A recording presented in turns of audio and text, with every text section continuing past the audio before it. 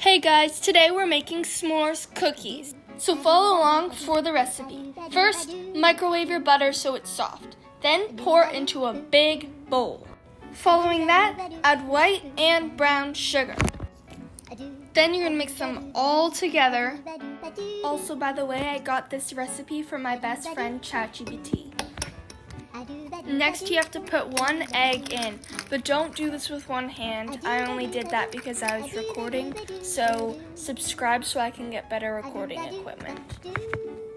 Following that step, you must mix it again. Then you should be adding your flour. Then you can add your salt. Unfortunately, I had to do it the old-fashioned way today because I couldn't find the right salt. Next, you should be adding your baking soda into the bowl. At this point, guys, it's convincing enough that Crumbl Cookies should hire me. Here comes the best part where you add all the chips your heart desires. Use an ice cream scooper to measure out your cookies. Then you're gonna need graham crackers, but unfortunately I didn't have any, so I used Bears.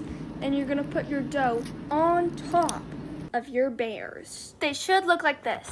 Next step is marshmallows. Unfortunately, they slipped out of my hand. But don't worry, guys, I didn't eat them. That was a joke. I did eat them all off the floor. Put the cookies in the oven at 350 for around 10 minutes. If it's not cooked, check every 3 minutes, and then you're done. They should look like this, otherwise you did something wrong. I highly recommend adding more marshmallows than you think.